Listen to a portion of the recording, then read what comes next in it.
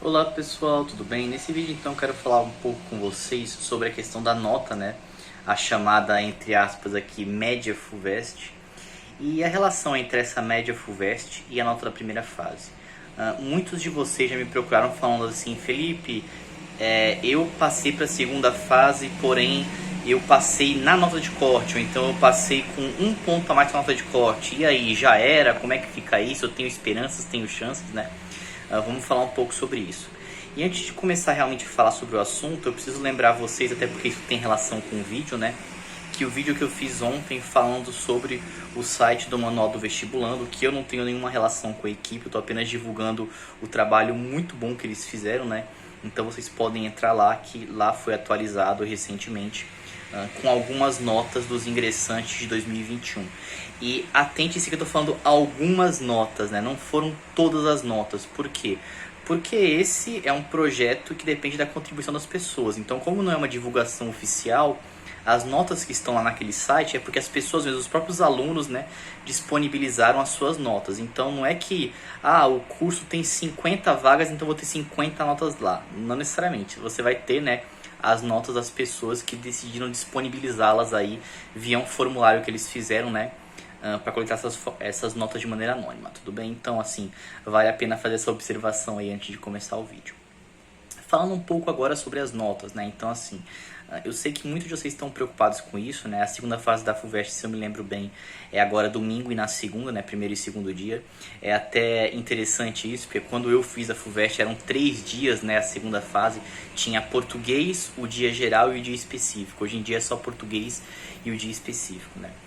E como é que é feita a equação, né? A fórmula que gera a sua média FUVEST, que eles chamam no manual do candidato de nota final de carreira, o NFC. Essa média, em 99,9% dos casos das pessoas que vão ver esse vídeo, ou seja, pessoas que não têm aquela prova de habilidades específicas, como por exemplo o curso de artes cênicas, né, ou o curso de música, essa fórmula é, a NFC, ela é a nota da primeira fase, mais a nota do primeiro dia, mais a nota do segundo dia, né, primeiro e segundo dia da segunda fase, tudo isso dividido por 3.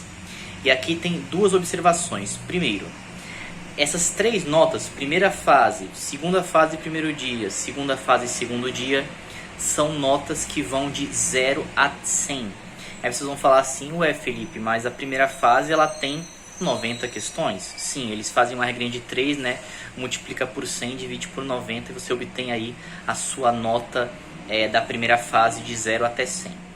Só que, cuidado para vocês não se confundirem. Essa nota de 0 até 100 é apenas na nota final de carreira. Não é a nota que eles consideram como corte para a segunda fase, tá? Então, até porque essa nota aí normalizada de 0 até 100 quase sempre vai ter casa decimal, né? Então é por conta disso. Pra vocês não se confundirem aí.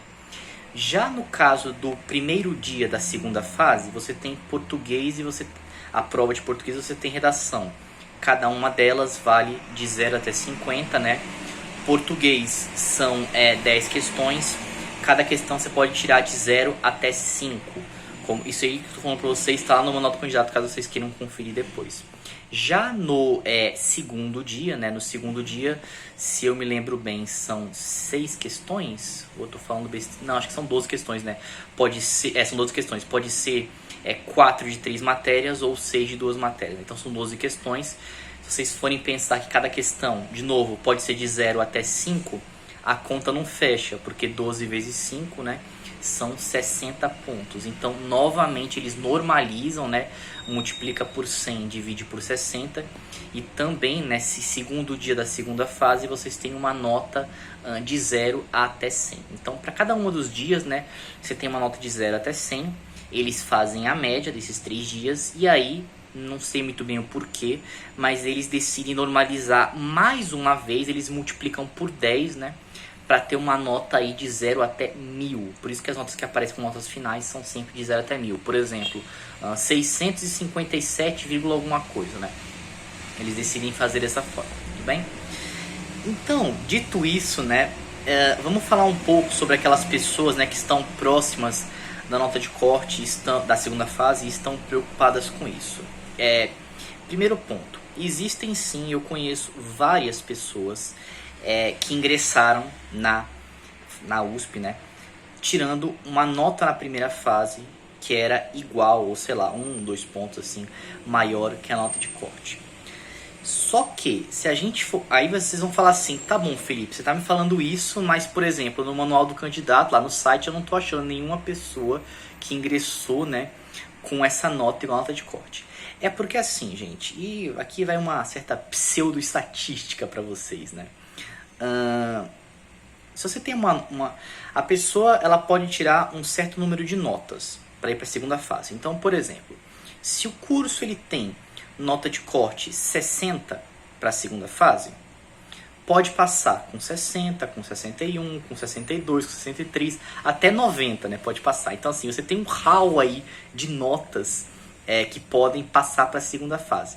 E esse hall, às vezes, ele é tão significativo, como é na grande maioria dos casos, com exceção, por exemplo, de medicina, que ano passado foi tipo, não lembro, 84, alguma coisa assim, que aí era uma coisa muito pequenininha. Mas esse hall de notas, às vezes, ele é tão significativo que realmente você, como o manual do candidato, ele não tem todas as notas de todos os alunos, a pessoa lá que passou, por exemplo, com a nota de corte, como pode sim acontecer, não colocou a nota dela lá. Então você não está vendo. Mas não quer dizer que isso não aconteça, porque eu conheço sim pessoas que conseguiram. Aí vem outra pergunta. Tudo bem, Felipe, mas é fácil? Bem, fácil, não vou dizer que é fácil, porque de certa forma, e fazendo aqui uma análise fria da coisa, a pessoa que vai para a segunda fase com a nota igual à nota de corte da segunda fase, de certa forma, ela já está em desvantagem. Por que desvantagem? Porque vale a pena lembrar, né, que para a segunda fase a FUVEST em geral chama, né, um número de pessoas por volta disso, isso pode ser um pouquinho menor, mas 4 vezes o número de vagas. Então, assim, ainda existe um corte considerável. E o que a gente imagina aqui, né, é que geralmente, salvo algumas exceções que podem sim acontecer, essas pessoas que vão ser cortadas são as pessoas que tiraram a nota mais baixa na primeira fase. Claro, se a gente for pensar que o conhecimento é imutável, que é estável e fixo, que na prática a gente sabe bem que não é assim. Mas assim, só falando para vocês que vai existir ainda aí, né, um corte considerável, e que esse corte considerável ele depende da sua nota final de carreira. Dito isso, né, como é que a gente pode fazer então para correr atrás do prejuízo? Aqui existem alguns pontos. Por exemplo, se você quer um curso de nota de corte 27, como existem alguns cursos, e você tirou 27, realmente é complicado. Por quê? Porque existem sim pessoas que nesse curso, que a nota de corte é 27, a pessoa vai tirar, por exemplo, 60 na primeira fase. E essa pessoa ela está muito bem para a segunda fase, ela está com uma margem assim, de vantagem gigante, né? Mas eu sei que uma parcela significativa de vocês, né, dado até o escopo aqui de surgimento desse nosso canal, quer, por exemplo, engenharia na Poli, ou então quer engenharia em São Carlos, ou então quer ciência da computação no INE, que são cursos, né, são carreiras aí que geram cursos, cuja a nota de corte para a segunda fase é uma nota de corte alta, por volta de 60, às vezes mais, né? 62, 63, enfim. Então, assim, essa margem que os concorrentes de vocês vão ter na frente de vocês não é tão grande assim quanto, por exemplo, como eu falei para vocês, um curso de 27 que a pessoa tira 60, que é mais que o dobro. Nossa, a pessoa aí estourou, né? Ela está muito na frente. No caso aí, por exemplo, se a gente for pegar uma engenharia na Poli, sei lá, eu realmente não lembro esse dado de cabeça, tá, gente? Mas digamos assim, a nota de corte foi 64 e a pessoa tirou 70. Tem 6 pontinhos? Legal, 6 pontos. Mas assim, não é, meu Deus, um monte de pontos, né? Então, assim, dá pra correr atrás disso? Sim, é bem razoável correr atrás disso, né?